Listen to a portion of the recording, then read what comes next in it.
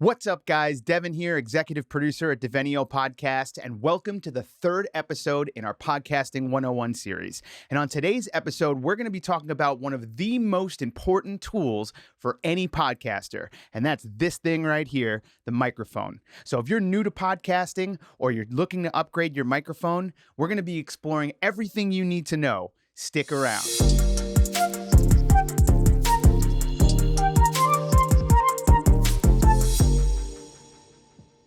Okay, if you haven't watched our last episode on the sound source, you should definitely check that out first, as we explored how the room you choose impacts the sound quality of your podcast and how some minor changes to your home or your office can make huge impacts on the quality of the sound for your episodes. We'll leave a link down in the show notes. So next to the room, the second biggest factor in the sound quality of your episodes is going to be your microphone. And the sound will vary greatly depending on the type of microphone that you choose to use for your recordings. Shotgun mics, for instance, are highly sensitive to sounds at long distance, so they're commonly used on movie sets and sports broadcasts where they can pick up sounds from yards away. This obviously wouldn't be ideal for our purposes in podcasting. Now, before we get into the different types of microphones, let's take a quick look at how microphones work. Don't worry, we're not going to get too technical. We'll keep things real simple. Microphones at their core are just transducers that take sound waves and convert them into electronic signal. When speaking into a microphone like I am now, a very thin membrane, which we call the diaphragm, vibrates in response to my voice. This diaphragm will vibrate a coil between magnets, which creates an electromagnetic signal. And while all microphones are doing some variation of what I just described, they'll each do it differently depending on the type of microphone that you're using. Some are more sensitive than others or pick up a different frequency range, and it's important to understand the differences between each. There are 3 or 4 different types of microphones that you should be aware of, but before we even get into that, I'm sure you're asking, but Devin, can't I just use my Bluetooth earbuds or my headset that I use for my Zoom calls? Sure you can, but I wouldn't really recommend it. You see, headset microphones are built for broadband use, and because of this, they cut out certain frequency ranges in order to save on bandwidth. The result? A recording that sounds like it's coming from a telephone circa 1963 or a two-way radio for that matter. And while Bluetooth earbuds have come a long way over the years, they do come with their problems. Just like headset microphones, they're being used as both your input, your microphone, and your output, your speakers or your headphones. And because of this, you can experience some bleed between the two of them, which can severely damage your recordings. Bluetooth earbuds can be used as backups, but if you really want your podcast to be taken seriously, you really should be investing in a dedicated podcast microphone. So let's talk about the different types of microphones and talk about what you should consider when looking to purchase one for your podcast. Let's start with the microphone I'm using right now. This is the Shure SM7B, and it's known as a dynamic microphone. Dynamic microphones have been the go-to choice for broadcasting professionals for decades. These microphones sound great, they can take a beating, and they don't require any external power source to operate. Now, one of the things I love about dynamic microphones is that, unlike condenser microphones, which we'll get to in a minute, they aren't overly sensitive and tend to focus more on my voice and kind of tune out the distracting background noise. Because of this, as you can imagine, this is great for podcasters that are recording in their home or their office. The less background noise, the better. Okay, so this mic I'm using now is probably what you imagine when you think of a big commercial music studio. This is the WA87, and it certainly looks fancy.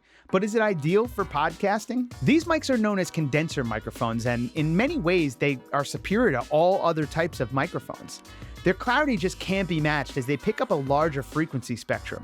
And they're also highly sensitive, picking up the quietest of sounds or sounds further away. And while this is really ideal for music production in the studio, it comes with a bunch of problems when using it for podcasting. Being that they're so sensitive, they're prone to picking up all sorts of background and room noises. Not to mention the sounds coming from outside the room. That lawnmower from across the street, it's a good bet it's being recorded on your podcast now. They also require an external power source known as phantom power, and because of this, can be a bit more inconvenient to use. Now, this mic is a Royer R10 ribbon microphone. Ribbon microphones used to be a mainstay in the broadcast industry and have been around for almost a century. They were ultimately phased out because of how fragile they are. The ribbon diaphragm suspended inside the mic is so thin that it's prone to tearing, and you need to be extra careful while handling it. Not to mention, loud sounds can also overload the diaphragm and tear the ribbon. We also spoke earlier about shotgun microphones, and believe it or not, this is the one type of microphone I don't own. As mentioned earlier, these are used on movie sets and sports broadcasts because they pick up sound from yards away. This really isn't something we're looking for when it comes to podcasting. Okay, let's talk about one more common type of microphone you can find, the USB microphone. Now, in reality, this really isn't a type of microphone, as you can find both condenser and dynamic microphones that are USB. As you can imagine, it gets its name from the way you connect it to the computer, and that's really the only thing that's setting it apart. I figured I'd mention it here because many microphone brands advertise these USB types as their own category, and you can do searches online just for USB microphones. That said, you really should be checking if they're dynamic or condenser before purchasing your podcast microphone. Okay, so what the heck is a polar pattern? This is just a technical term to describe where the microphone is most sensitive to sound as opposed to where its blind spots are. These polar patterns come in a variety of different configurations, and you should be considering them when choosing your microphone, as well as positioning your microphone during recording. The cardioid pattern got its name from its heart-shaped appearance, and because of its focus on sound in front of the microphone, as well as its rejection of sound behind the microphone, it's one of the most common polar patterns found on microphones today. When choosing a microphone for your podcast, I'd highly suggest one with this cardioid pattern. The hypercardioid pattern is basically an exaggeration of the cardioid pattern as it extends its reach way out in front of it. It'll also pick up some sounds from directly behind it as well as off to the sides. This is great for, you guessed it, shotgun microphones, as generally they're looking to pick up sounds way out in front of the mic position. This pattern is called the bidirectional microphone, otherwise known as the figure 8. Now, this pattern will pick up sounds directly in front of the microphone as well as directly behind the microphone and reject sounds off to the side. And as you can imagine, this isn't the best choice for podcasting, as we're looking to typically reject all other sounds other than what's directly in front of the microphone. This pattern, known as the omnidirectional pattern, will pick up sounds all around the microphone. You find this typically on lavalier mics, as it will pick up sound evenly as the speaker moves their head around. Now, again, you can imagine this isn't the best choice for podcasting because it's picking up sound from all over, and we want to reject all sounds other than what's directly in front of the microphone. Now, you can usually find these polar patterns printed directly on the box, or you could just look them up online. When you're purchasing a microphone for your podcast, what is the polar pattern is a question you should always be asking. Okay, so now that we've talked about how a microphone works, the different type of microphones available, and the polar patterns, let's talk about some other things you should be thinking about when purchasing a microphone. Things like, how will you mount the microphone or put it on a stand? How will you connect it to your recorder? All of these things are sort of extra things that you'll need to be thinking about when purchasing a podcast microphone. The first thing you should be thinking about is how you're going to connect your microphone to your recorder or your computer, as this will affect the type of microphone that you ultimately choose. Now, microphones come in a variety of different connection types, but the most common are the following. XLR. Most traditional microphones come with XLR connections, or external line return.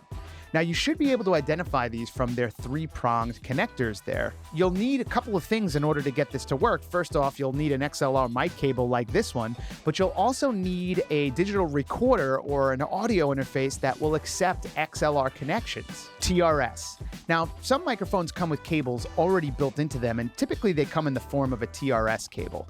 Now, you should be able to identify these by the single-pronged appearance, and just like with XLR, you're going to need an audio interface or a digital recorder that accepts TRS connections. USB.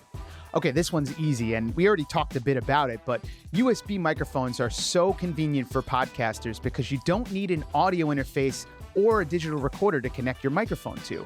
These microphones will plug directly into your computer via USB, and you can record the audio with software like GarageBand or Audacity. These days, there's a ton of USB options available, and you can even find microphones that have both USB and XLR connections. Okay, so now that we've figured out how to connect our mic, we need to mount it on something. We can't go around recording our podcast while holding the microphone in our hand, as it'll cause all sorts of noise, vibrations, and distraction. We should be looking to mount the microphone on something sturdy, and there's a number of options to choose from. We can use a full-size mic stand like this one. It literally sits on the floor next to me, and the boom arm positions the mic out in front. Or you can get a smaller tabletop stand that will sit right on the desk in front of you. Now, these tabletop stands are super convenient, but if you talk with your hands a lot, like I do, vibrations from your hands hitting the desk will ride up the mic stand and cause noise which can become distracting. If this is the case, you really should be looking into a full-size mic stand, or get a broadcast boom arm, like this one. Not only does this look professional, but some of them also come with shock mounts built in. These shock mounts will help absorb the vibration before it gets to the microphone, and therefore eliminating any of that distracting noise. Now, these boom arms will clamp to any desk and come in a variety of types and sizes. Check one out for yourself. Lastly, we should be thinking about plosives. Now, what are plosives, you ask? You've probably heard this before. A loud popping sound when somebody's speaking into a microphone. This happens when the diaphragm of the mic overloads from excess wind created from hard consonant sounds like P or B words. Now, all mics come with windscreens like this, and they're used to help protect the diaphragm of the mic from damage caused by these plosives. But unfortunately, they aren't great at eliminating them altogether. And that's where pop filters come into play. There are a number of ways to cut back on plosives, but one of the best ways is to get one of these bad boys right here. You can find them as low as $10, and they'll go a long way in eliminating these unwanted pop sounds. So with everything we've gone through, you're now ready to go out and get your very first podcast microphone. But how do you set it up once you've got it? The placement of the microphone is instrumental in the quality of the sound, and moving it just an inch can have huge impacts on the sound. The first thing we need to understand when setting up the microphone is the signal to noise ratio.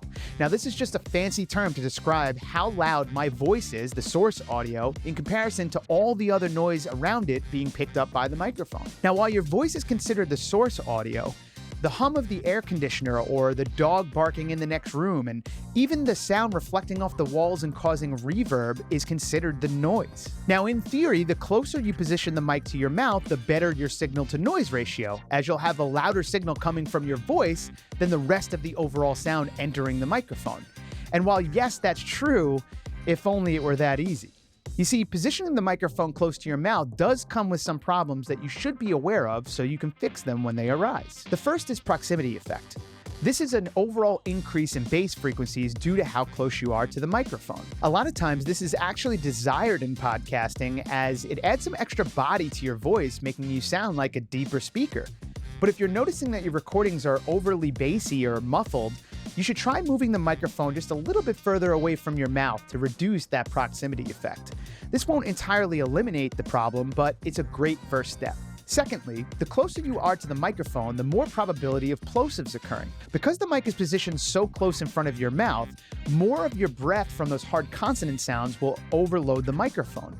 And while pop filters will definitely help, you can try to avoid this altogether by positioning the mic slightly off to the side, kind of like this. Ultimately, if your recording sounds like you're sitting in a large room and you're hearing a lot of reverbs and reflections from the walls, there are a number of things you can do. Most of which we discussed in our last video where we talked about the sound source and building a recording space. But the type of microphone that you choose as well as where you position it during your recording will also have a huge impact here. Now that we have our podcast microphone, we need to figure out how to actually capture this audio. And we'll do all of that in our next episode where we explore the next stage of the signal flow, the input. We'll be talking about the different ways you can record your audio using a digital recorder or your computer at home or in your office. Make sure you subscribe and ring that bell so you're notified once it's released. Now, if you like this video, please give us a thumbs up. It really helps out the channel, and check out our blog and podcast for some more great podcasting tips. Thanks for watching. We'll see you next time.